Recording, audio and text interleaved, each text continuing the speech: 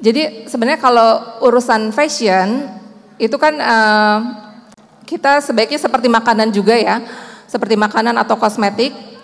Seandainya ada hal-hal yang meragukan, lebih baik ditinggalkan.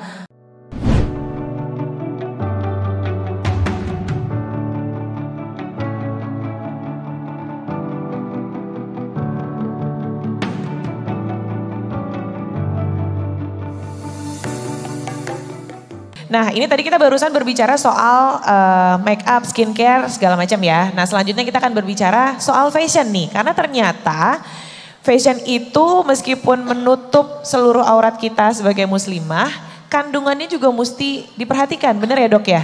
Karena ternyata nggak semua kain itu aman digunakan oleh muslimah. Ini yang tidak banyak orang tahu, termasuk orang-orang awam seperti saya, yang penting bajunya cukup menutup aurat dan aman. Ternyata di balik itu tuh ada kandungan-kandungan yang mesti kita perhatikan juga gitu. Nah, sekarang kita mau nanya sama Mbak Irna dari Islamic Fashion Institute. Ini pertama mengenai fashion dulu deh di Indonesia. Fashion muslimah yang sekarang ini menjadi sesuatu yang bukan hal baru lagi gitu. Memang sudah fashion yang setara dengan fashion-fashion yang sebelumnya. Ini gimana nih fenomena sekarang? Ya, bismillahirrahmanirrahim. Fashion atau busana muslimah saat ini memang perkembangannya sangat pesat. Jadi saya sebagai pelaku usaha, saya sebagai praktisi di bidang busana muslim mulai tahun 2000-an. Jadi perbedaan 2000-an dengan tahun sekarang 2019 itu sangat-sangat pesat. Banyak brand bermunculan, terus kemudian banyak juga desainer-desainer baru dari desainer generasi milenial ya. Ini banyak sekali bermunculan. Nah, saya sendiri, saya sebagai praktisi di bidang fashion dan ya punya sedikit ilmu ya untuk bisa di-sharing ketika kita membuat produk busana muslim. Memang secara unsur fashionnya itu ada unsur-unsur gaya atau styling ya. Terus kemudian ada pasti ada unsur desain dan konsep. Namun itu secara umum, fashion secara umum. Namun secara busana muslim, karena ini namanya busana muslim, kita juga harus memperhatikan kaidahnya.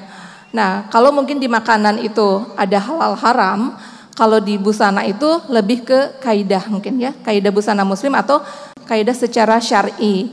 Jadi ada 7 poin dalam kaidah busana muslim. Yang pertama itu memang harus menutup seluruh tubuh kecuali muka dan telapak tangan, kemudian tidak ketat, kemudian tidak menerawang, tidak berlebihan, tidak menyerupai pakaian lawan jenis. Jadi mungkin sekarang asal ada yang mungkin berpendapat asal nutup aja gitu, nutup tapi ternyata masih ketat, atau misalnya nutup tapi masih transparan, masih kelihatan kulitnya gitu kan, atau misalnya menutup tapi memakai pakaian dengan model seperti lawan jenis misalnya gitu kan. Nah, itu kalau secara kaidahnya memang tidak dianjurkan. Gini, maksudnya kita sebagai umat muslim, perintah mengenakan hijab atau busana muslim itu kan sudah memang jelas ada tergandung dalam Al-Quran, surat Al-Ahzab ayat 59 dan An-Nur. Nah, penjabarannya memang ada dalam hadis ya. Jadi terus bagaimana seorang wanita itu tidak boleh menyerupai kaum laki-laki, tidak boleh menyerupai orang-orang fasik atau orang-orang di luar Islam, juga tidak boleh berlebihan. Dan kalau untuk wanita ini ada juga tidak memakai parfum ya, sehingga kalau misalnya berjalan itu membuat orang atau misalnya lawan jenis tertarik atau misalnya menoleh, itu seperti itu. Nah, itu kaidahnya mungkin. Jadi saya akhirnya saya mencoba membuat suatu lembaga sekolah Islamic Fashion Institute di Bandung.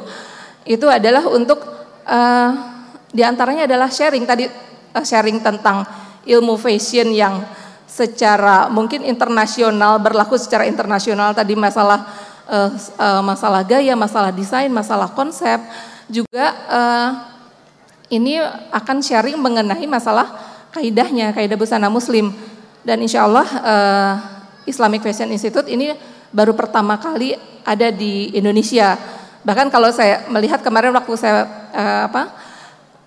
business matching dengan orang-orang di Dubai dan Jeddah, sekolah busana muslim ini baru satu-satunya di dunia mungkin ya, seperti itu.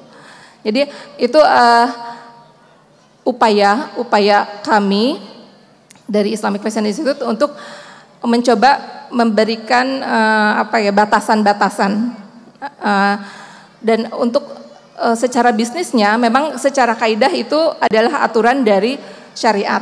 Kalau secara bisnis di busana muslim ini, karena kan Indonesia ini populasinya paling besar ya di seluruh dunia ya, populasi muslim terbesar di dunia. Busana muslimnya sangat beragam. Jadi tadi kalau masalah gaya secara internasional itu ada gaya sporty casual atau gaya feminin romantik gitu kan. Kalau di Islam ini lebih terbagi lagi gaya busana yang ada modest, ada juga ada yang syar'i gitu kan. Itu gaya yang dikategorikan berdasarkan karakteristik pemakainya gitu. Jadi kalau kita lihat di Indonesia ini kan sangat beragam. Jadi itu ada beberapa kategori yang dikelompokkan secara garis besar, itu ada 4 kategori. Jadi kalau kita lihat di sini para muslimahnya pasti berbeda-beda. Ada yang memakai busana modest konvensional, ada modest modern, ada yang syar'i konvensional, dan ada yang syar'i modern. Itu adalah karakter atau pembeda secara market. Itu seperti itu. Oke. Ya. Jadi kalau kita berbicara fashion ini berarti lebih ke kaidah-kaidahnya gitu kan ya, cara menggunakan baju itu sendiri. Mau bagaimanapun modelnya, gayanya, yang penting selama masih sesuai dengan kaidah dan ajaran kita, itu insya Allah masih aman ya. Nah tadi kalau seperti yang saya tanyakan sebelumnya mengenai kandungan bahan nih, kalau dari segi fashion apakah ada yang perlu diperhatikan nih? Karena kan banyak banget nih teman-teman kita juga yang mungkin punya usaha mengeluarkan hijab atau mengeluarkan fashion yang ibaratnya itu mereka yang mereka tahu adalah motif, terus juga model, hanya sebatas itu. Tetap memperhatikan kaidah juga, tapi ini apakah dari segi bahan-bahannya ada yang perlu diperhatikan tidak? Ya, kalau dari segi bahan, sebenarnya karena fashion ini dipakai di luar. Jadi di luar, dan untuk supaya amannya kan memang saya pernah tanya ke pabrik tekstil, kalau misalnya dalam hal obat-obatan kimia yang untuk pencelupannya misalnya kan, atau untuk pewarnaan, apakah itu aman gitu kan. Nah ada beberapa tekstil mungkin yang menggunakan emulsinya ya, saya kurang paham juga, mungkin menggunakan zat yang tidak halal misalnya kan. Nah tapi saya tanya juga ke Ustadz gitu kan, itu tapi bisa hilang dengan pencucian gitu. Jadi memang setelah emulsi itu dipakai di tekstil, kemudian biasanya proses sebelum masuk ke pasar tekstil itu dicuci, dan cucinya memang berkali-kali. Nah saya tanyakan kepada ahlinya, kalau pakaian atau bahan-bahan pakaian itu cenderung aman, kecuali kalau misalnya ada pakaian-pakaian yang membahayakan, membuat misalnya gatal atau membuat kulit iritasi, itu seperti itu. Mungkin itu yang harus dihindari. Tapi kalau secara umum itu karena melalui proses pencucian yang berkali-kali itu, insya Allah setelah ada di produksi konveksi mungkin atau di garment, itu sudah aman. Oke, nah ini kalau kita berbicara soal fashion itu kan sebenarnya luas ya, nggak hanya baju, tidak hanya hijab, tapi juga termasuk seperti tas sepatu dan sebagainya. Nah ini kan sekarang banyak nih, aku beberapa kali sempat melihat di toko-toko sepatu misalnya atau tas. Sekarang mereka sudah memberikan logo pigskin atau menyatakan bahwa itu adalah mengandung atau terbuat dari kulit babi. Nah kalau seperti itu kan kita bisa langsung tahu nih karena udah dinyatakan bahwa itu mengandung pigskin. Bagaimana dengan kulit yang ternyata itu mengandung pigskin tapi kita nggak tahu, ada nggak sih cara untuk membedakan ini pigskin atau kulit sintetis kah atau itu kulit sapi yang aman dipakai sama muslimah gitu? Ya, saya pernah melihat bahwa di sebuah label sepatu dia memang menggunakan pigskin ya. Jadi sebenarnya kalau urusan fashion itu kan kita sebaiknya seperti makanan juga ya, seperti makanan atau kosmetik, seandainya ada hal-hal yang meragukan lebih baik ditinggalkan. Karena masih banyak yang aman atau yang dibolehkan ketimbang yang diharamkan gitu. Jadi kalau misalnya memang ada sih, saya pernah melihat di sepatu ya, ada gitu apa, dan tanda-tandanya itu kalau nggak salah ada titik tiga gitu, kalau nggak salah seperti itu. Oh berarti bisa diperhatikan dari tekstur jenis kulitnya ya. Berarti mungkin teman-teman di sini bisa langsung di googling atau dicari di internet untuk membedakan secara spesifik bagaimana sih tekstur antara pigskin atau kulit babi ini dengan kulit-kulit yang memang aman digunakan kita sebagai muslimah, betul ya? Baik, aku sekarang mau ke dokter lagi deh, boleh ya? Kakak-kakak tunggu sebentar ya. Ini menarik karena kita semua butuh informasi seperti ini supaya kita semua aman dalam menggunakan fashion, make up sebagai perempuan-perempuan milenial. Ini kayak bapak-bapak belum tidur kan ya bapak-bapak ya? Boleh kalian nanti disampaikan untuk istri-istri yang ada di rumah yang mungkin gak ikut hari ini mengenai obrolan kita hari ini. Baik dokter, kan tadi sudah soal make up, nah soal fashion mungkin ada yang mau ditambahkan gak dari dokter? Iya, mungkin muslimah sudah tahu ya, ada jilbab yang sudah dapat sertifikat halal, ya. Itu apa sih yang dilihat dari situ gitu ya? Nah, memang kita mengecek kalau kehalalan sertifikat halal itu terkait pada kehalalan bahan produk, bukan kehalalan bagaimana meraihnya begitu ya. Nah, jadi yang kita cek adalah bahan itu kalau dia berwarna catnya seperti apa. Dulu saya berpikir cat itu bahan kimia, tidak ada masalah begitu. Ternyata banyak asam lemak yang ada di situ untuk membuat pengikat sebagai bahan pengikat warna begitu. Nah, asam lemak itu harus dipastikan karena bisa berasal dari tanaman, bisa berasal dari hewan. Hewannya hewan apa ya? Apakah babi? Apakah sapi? Kalau sapi, bagaimana penyembelihannya sampai ke situ gitu.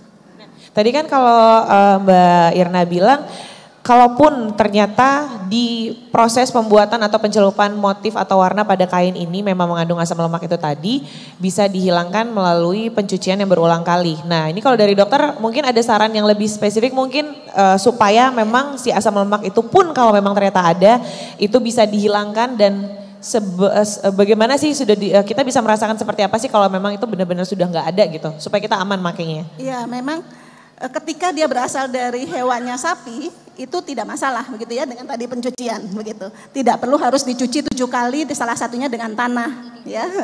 Dan kemudian memang yang beredar banyak sebagian besar itu berasal dari palem gitu ya atau kelapa. Jadi kalau misalnya medsos bilang wah ini ada produk mengandung sekian gitu ya. Itu adalah kode kodeks begitu. Yang memang ada kemungkinan berasal dari hewan, tetapi ada juga berasal dari tanaman. Sehingga ketika memang sudah ada logo MUI-nya, muslimah tidak perlu khawatir, oh itu sudah dijamin begitu. Ya. Itu untuk hijab yang sudah dinyatakan halal. Iya. Bagaimana kalau dengan hijab-hijab yang memang belum punya logo halal, tapi kita pakai? Iya. Karena kayaknya sekarang maksudnya gini, kalau untuk makanan itu memang kita sudah jelas nih kandungan apa segala macam. Betul, memang secara bertahap ya. Betul. Ya, nah ini untuk pengetahuan kita mengenai bahan atau kain atau penggunaan baju muslim yang secara tadi kalau Mbak Irna bilang secara syariat udah benar nih, tapi ternyata kandungannya juga tetap harus diperhatikan. Ini kayaknya informasi yang cukup penting juga untuk kita semua di sini sebagai muslimah bahwa apalagi kalau kerudung ini kan hijab ini kan banyak banget ya yang punya usaha hijab, mungkin di sini yang ada di dalam gedung ini juga punya usaha hijab tersebut, tapi mungkin belum punya logo halal. Nah itu tuh bagaimana toh? Apakah kita tetap bisa tahu bahwa itu aman atau gimana? Mungkin juga teman-teman biar lebih tenang dalam menjual produknya itu gimana? Ada saran nggak dari dokter?